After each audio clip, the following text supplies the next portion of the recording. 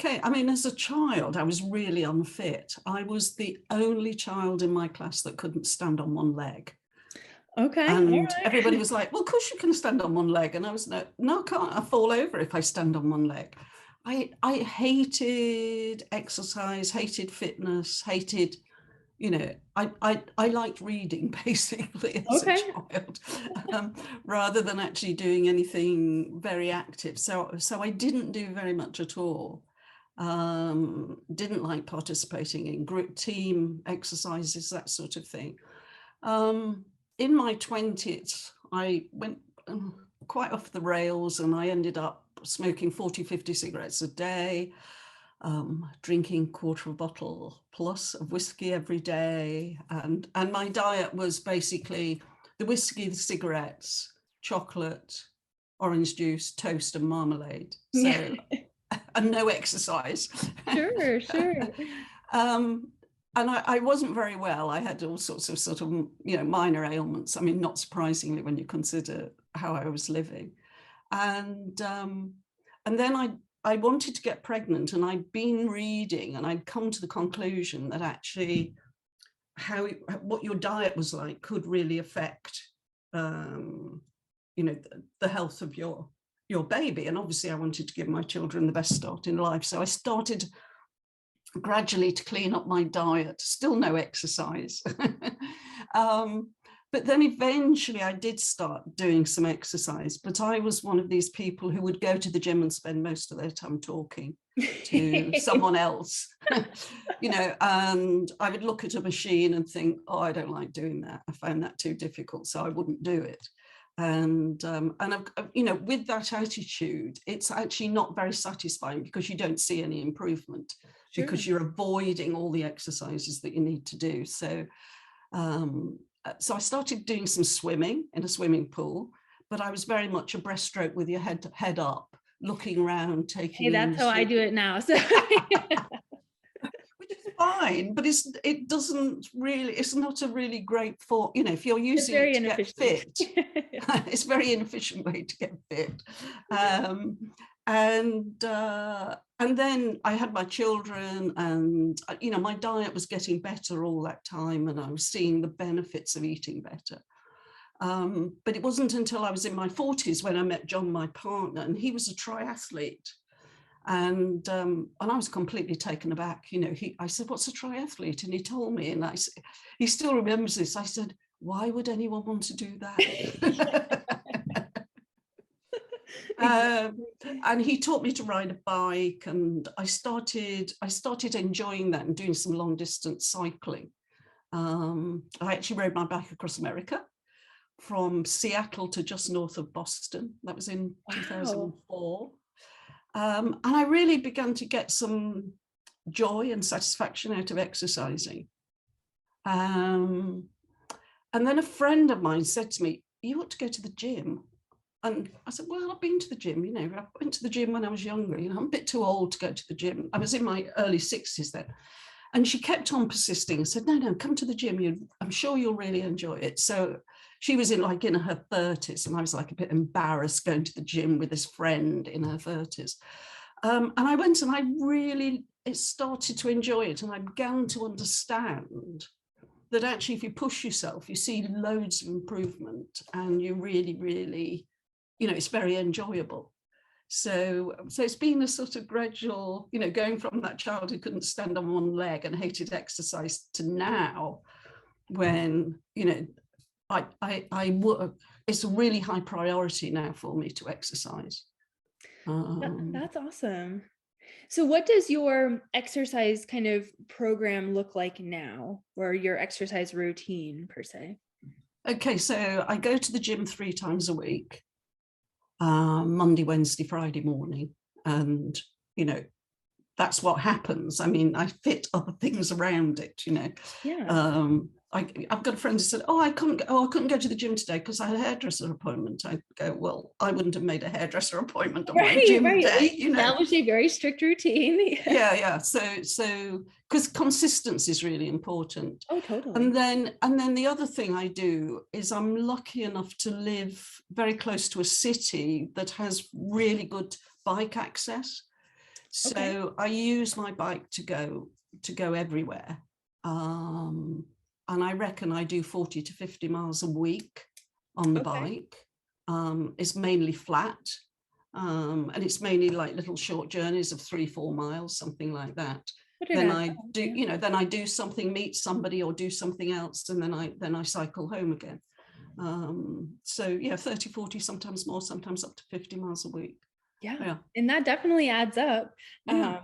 As far as what you do in the gym, I see you always posting a lot of strength training movements and things, which is awesome.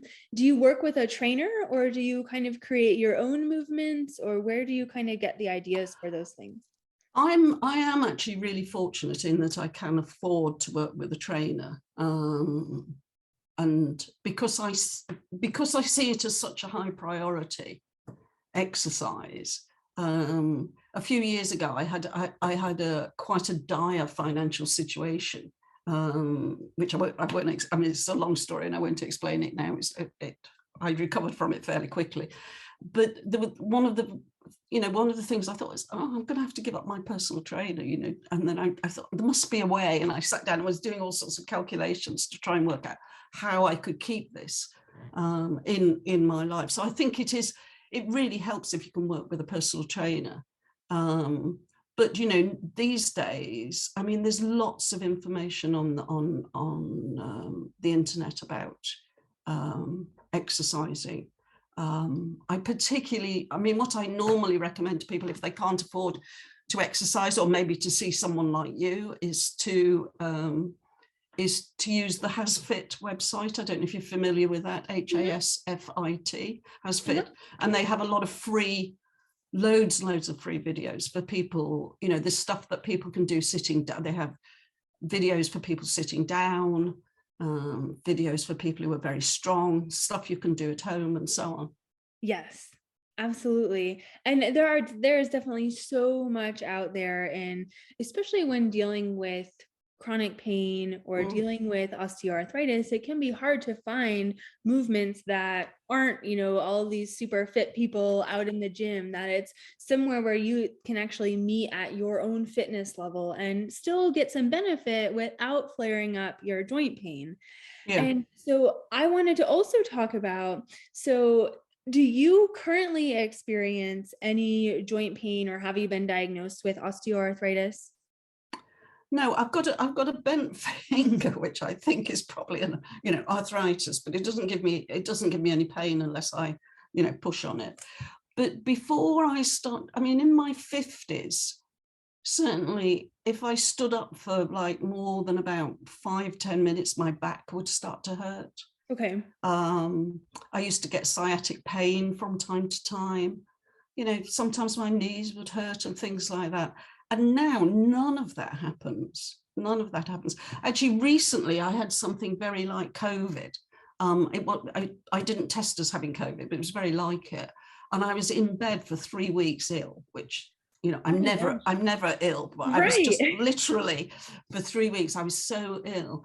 And it was only afterwards when I thought about it, I thought I was lying in bed literally for 3 weeks and I didn't experience back pain. And I would have been in excruciating back pain like 15, 20 years ago.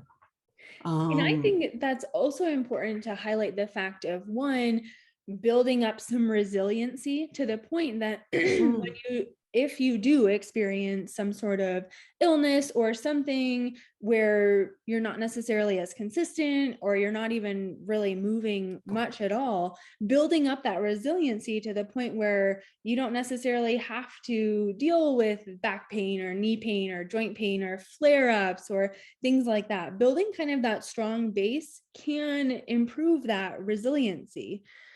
But also the fact that you're in your 70s and don't experience joint pain, meaning it's not inevitable. It's not something that just happens when you get older. And I think that's a very important point to highlight, that it's not just something that happens and something you have to deal with. Now, you may have some occasional things here or there, but I do think that it's important to note that it is possible to age without joint pain, or Yes. doing things proactively to help it. And so I wanted to kind of talk about your routine. So we kind of touched on exercise a little bit.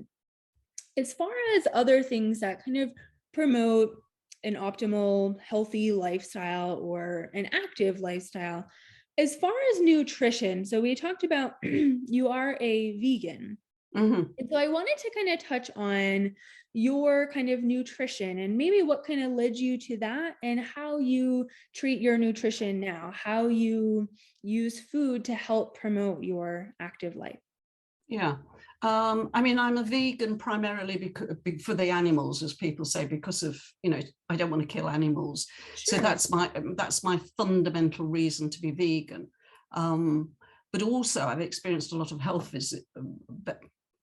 benefits from being vegan. Okay. And so, a sort of typical day is I will have porridge with raisins or sultanas, sunflower seeds, maybe some linseed powder with it, and then with oat milk and lots of coffee and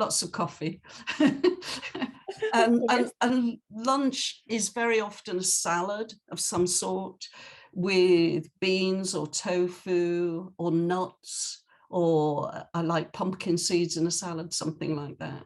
Okay. And then maybe some bread or some potatoes or some pasta, or sometimes some what I would call crisps, and I think you call chips, potato chips sometimes. And and then in the evening it's often a stew or something like that. But I also have chocolate, ice cream. Also, I follow what I call a 95% diet, which is 95% sort of whole food, plant-based, minimum processed food. But this 5% of my diet is chocolate, ice cream, biscuits, cake, all that stuff. I have to have that balance. Yeah. And I think being like that, if I eat some cake, then I don't immediately think, oh my God, I've broken my diet. It's like, well, it's part of the 5%. So I don't, it's not significant. Sure. And having that leeway, I think, is really important. I mean, it's not sustainable to be super strict all the time or to be perfect with every meal. And a lot of times we can be hard on ourselves if we do have something that doesn't particularly fall into a diet or a healthy way of eating, that it's not the end of the world, that as long as we still have that consistency of that, 95% or most of the time where you're being consistent with that. And I know that a lot of people that are plant-based or vegan have some difficulty with getting protein and getting the adequate amount of protein. And I know you mentioned some nuts and seeds.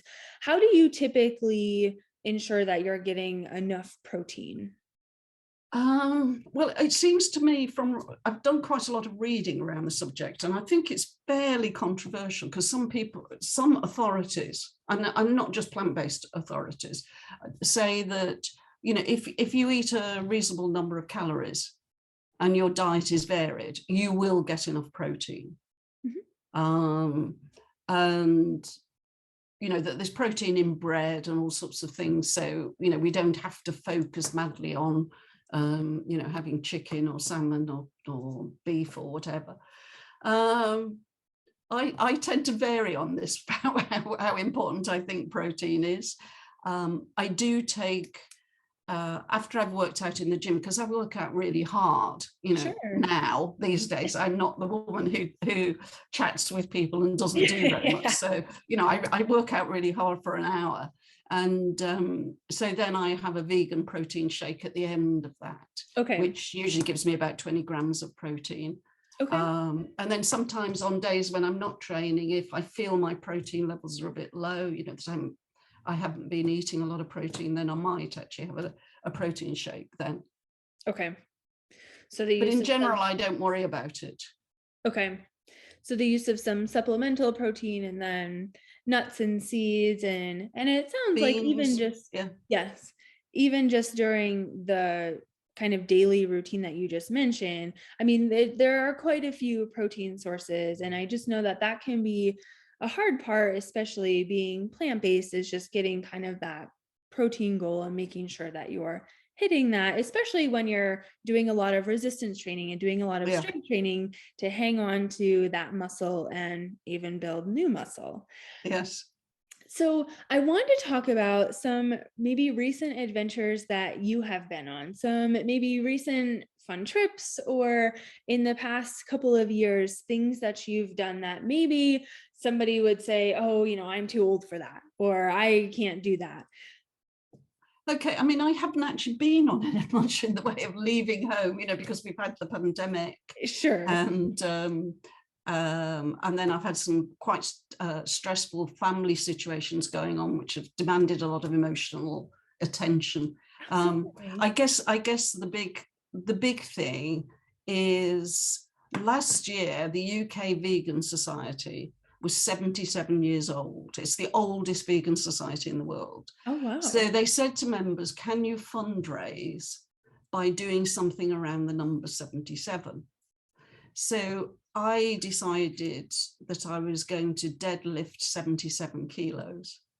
Which is I checked before I came on, because I know you US people don't work in kilos. Apparently it's around 170 pounds. Okay. So I picked a bar with plates on the end, the whole thing weighing around 170 pounds. So I picked that up off the floor and stood up straight with it, for people who don't know what a deadlift is. Absolutely. Yeah. That is awesome. Yeah. Yeah. How did it feel? Oh, I was just so excited. And I go to a gym that's really friendly, and there were a lot of people there knew that I was trying to do it. And we I only had this time window, a very short time window, because I don't know, the Vegan Society didn't give us a lot of notice. So, and they wanted it done before the actual anniversary. So, okay, so yeah, I was working really hard to do it. And and when I did it, I mean, there were a load of women on the floor of the gym at that moment, and they all go, yeah, hooray. That is awesome. And also very inspiring. And I know that you post a lot of different movements and things that you're doing at the gym with weights and things like that, which I think is huge. And that could be part of the reason why, you're able to live such an active life, and you're not necessarily dealing with different aches or pains or anything like that that can limit the amount of things you're able to do, traveling, etc. And so what if you could kind of look back at maybe the last, 5-10 years, what do you think are 3 of the main priorities or things that you focused on that kind of help to promote leading an active life, or help to promote kind of the longevity or this wellness routine? What are maybe 3 of the things that you really prioritize? I know we kind of touched on a couple of them, but yeah, so there's exercise. I'm treating exercise as a priority in my life, not something I do if I've got time. Eating largely whole food, plant-based, so lots of fruit, veg, with some nuts and seeds in it, and beans. And the third thing, I think, is curiosity. And people are always a bit surprised when I talk about curiosity in relation to longevity. But it seems to me people who are curious live longer and happier. If you're curious, then you're stimulating your mind. And we've shown, we know that's important in terms of dementia. We know that's important in terms of, just cognitive ability. You're also interested in other people because you're curious about them. Sure. And you're also more interesting because some people say to me, oh, I'm just invisible now. Nobody talks to me. And I go, well, actually people, if I go to the gym, quite young people will come over and say, oh, hello, Jane, how are you? How's your training going? I haven't seen you. Have you been away? That sort of thing. Sure. Because we have interesting conversations, but unfortunately, so many older people seem only interested in talking about their ailments and their grandchildren, and possibly the state of the country, which is bad. Right. Whichever country you live in, it's just bad. Better when I was younger, sort of thing. And that's really tedious for other people. Sure. Whereas if you're curious, you're interested in what other people are up to, you are doing interesting things, so you've got interesting things to talk about. So I think from that point of view, and curiosity for me, I'm also curious about actually how much I can deadlift. Yeah. I'm really interested, because I'm actually now deadlifting more than I was 5, 6, 7 years ago. Yeah, absolutely. So there's a bit of me, so I'm really curious about, how heavy I can go. So I think it really, if you're curious, it really engages you with life. And one of the things that's really aging for people is when they start to disengage with life and become less curious. Sure. And I totally agree. I mean, I was actually just listening to a podcast somewhat recently about preventing dementia, and it was talking about longevity. And one of the things to help promote that and to actually help prevent Alzheimer's and things like that is trying new things and learning new things. Yeah, and yeah. creating those new brain pathways and helping to prevent memory loss. And one of the interesting things that they put was trying something with your non-dominant hand, like just doing daily tasks with your non-dominant hand can actually help to create new brain waves. And so what are maybe some of the things you've recently or in the past couple of years have been curious about or have tried? What are some new things that you have explored or new ways of different things that you've explored? I've actually started doing jigsaw puzzles. Okay. And I think that's popular, especially when we were all at home. yeah. And my spatials, I'm not very good with spatial things. You know, on that IQ test where it says rotate through 90 degrees, and the shape, it gives you a shape and it says rotate through 90 degrees, rotate it through 90 degrees, and which shape does it look like? I have no idea. I come out with an IQ of about 45 if I do something like that, because I can't do it. So I've been doing jigsaws, and my spatial ability has just got so much better since I've started doing those. Awesome. I'm also really interested, in Instagram, learning how to use that better. Sure. Because there's lots of things about how there's lots of information about how to reach more people and things like that. So I'm really interested in that. Okay. I've been writing these books. I've been researching a lot on weight loss, and that's, really fascinating to see what's actually been proven to work and what isn't, which is just fluff and stuff that's repeated over and over again, which, eventually becomes like it's true, even though it's not, because so many authorities have said the same thing. Oh, yes. So it's lots of, yeah. Especially in the weight loss realm. I'm sure that kept you very busy. Yes. Yeah. I mean, I'm always learning new things, learning about new things. Yeah. And I think that's important. One, to highlight that it's not like you particularly need to go out and like travel to all these new places or go do all these extravagant things. I mean, a lot of the things you can do at home. I know a lot of people took up jigsaw puzzles and things because it was something to do at home, but also, researching things and looking into topics or reading, or, it doesn't always have to be something extravagant, but I think that that's really important. And I know that you did recently write 2 books, and I want to kind of talk about both of those briefly and kind of give whoever is listening kind of an insight on those 2 books. Okay, so there's 2 books. One is called 190 Weight Loss Hacks, What the Evidence Says, and the other one is Menopause Weight Loss. Let me see if I can remember the subtitle. Live well, sleep well, stop hot flashes, and lose weight. Right. Yeah. Okay. And they both look at the research, because I get really frustrated by a lot of the information out there about weight loss, which is, you can have a beach body in 12 days, or, for people who are getting older, eat this miracle ingredient or take this miracle supplement, and, you'll have the joints of a 20-year-old or whatever. Right. And I get very frustrated by all this.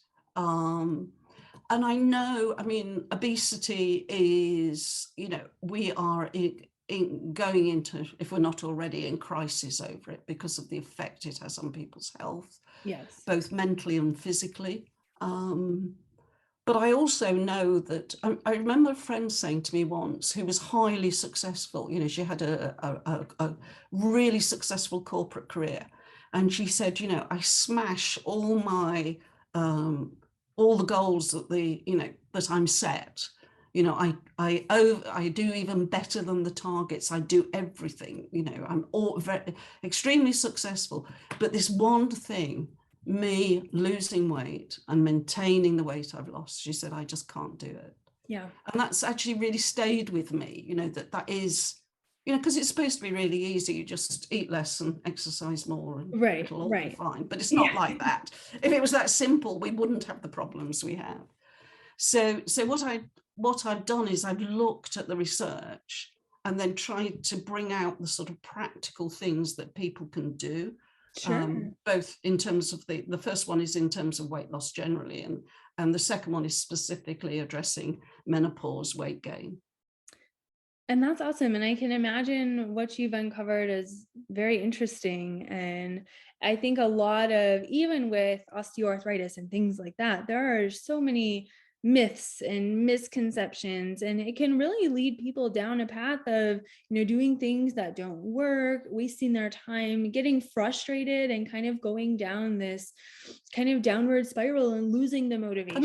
And often feeling they're at fault, rather than that the information they've been given is, you know, like, you know, if you do this one exercise and, you know, you know, your health will be transformed or whatever. And this person does the exercise and their health isn't transformed. And then they maybe think, oh, well, you know, obviously I'm not doing it properly, or there's something wrong with me.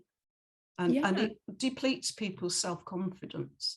Totally. And I think that plays a big part in, one, finding quality information, but then two, finding what's appropriate for you, because everyone's going to be different. And unfortunately, there's not one blanket statement or one blanket thing that people can do, like you said, or else obesity probably wouldn't be such a big issue. And I know that weight loss can be a very troubling thing for a lot of people, and a lot of people have a lot of failures when it comes to weight loss. I mean, clearly there's so many different theories and things. I mean, if there's a book about 190 different things, it's definitely a more complicated topic than, you know, move more and eat less sort of thing. So I'll put the links to both of those videos on Amazon down in the description if you're watching on YouTube, and then down in the show notes if you're listening on the podcast. So I also put your Instagram, so Thriving Jane. I'll put the link to that down below. Thank you very much. Well. Yeah. And for the person that's listening or the person that's watching on YouTube, what is maybe one final takeaway or one final thing that you would like them to know about either starting a wellness journey or continuing on a wellness journey, or just getting overall healthier joints, healthier body, leading an active life? Yeah. I mean, you absolutely can, no matter where you are at the moment in your, you know, in your health and well-being, and no matter how frail you are, you can improve it. You may be not able to ever now be able to deadlift 170 kilos like me, but you can improve from where you are. But you have to take action yourself. And the first thing to do is to move more, move often, more often, and move with more intensity as well. You know, do more. Yeah. Yes. And be very conscious about including movement. Because I often find a lot of people, it's like, oh, I'm fairly active, like moving around the house, going up and down the stairs, doing just daily things. But it's adding in kind of that conscious movement, of adding in that effortful movement. And I find a lot of times, you know, it's hard to make things more difficult. And a lot of times people get kind of stuck in the movements that they're comfortable with, or the intensities that they're comfortable with. And it's being able to continue to progress so you can see change. I'm sure that you've been increasing some weights and you've been trying some different movements and trying some more challenging movements. And I'm sure you've tried things that maybe you saw and was like, there's no way I can do that. But then you surprised yourself and did it. And you can like not be great at things at first. I'm sure some of the things you've tried have not absolutely at first. But now are probably going well. And I know that balance is something that you do talk about, that it's definitely difficult, especially, you know, as we get older, but you can improve upon it. And I'm sure that you've seen that in your training as well. Oh, absolutely. I mean, fear of fitness. I've seen some statistics which say, you know, half of people over 65 are afraid of falling. It's just horrendous, you know, and the problem is the more afraid of falling you are, the more likely you are to fall. So if you do actually strength and balance work, then you become less likely to fall. Or if you start to fall, you actually can recover from it so that you don't actually fall over. Or if you do actually end up falling over, you don't break bones. Absolutely. And I think that there is something to say also when that kind of fear of falling or knowing that your balance isn't great, you aren't as willing to go out and try new things, or aren't as willing to just go out in general, which then can start to play on your mental component and maybe lead to some of that isolation and depression and kind of facilitate some of these more negative emotions. So it's very important also to improve balance in that way. So you can get out and do things, or you don't have to feel like you have to say no to certain things when people ask you to do something that maybe is outside of your comfort zone. So I think that is absolutely important too. So I think one big takeaway from this is being willing to try new things and to seek them out. Because sometimes they're not always going to come to you. You have to be willing to seek them out and challenge yourself, not only physically, but mentally. And I think that is a very important aspect. And the research is pointing that way as well towards longevity, just preventing especially some mental conditions, Alzheimer's, dementia, memory loss, things that we potentially fear as we get older. So things, even if you're in your 30s, 40s, 50s, listening to this, taking action now will not only help you to create these habits as you get older, but you can start improving your mental and physical capacity now, making things a little bit easier, even if you do encounter some speed bumps along the way. I would agree. Yeah, absolutely. So I just want to say thank you so much for joining us. Like I said, I will put all of the information and links down below. And thank you for spending this time with us. And hopefully you've inspired someone who's listening or watching to take action. Great. Thank you very much indeed. You're welcome.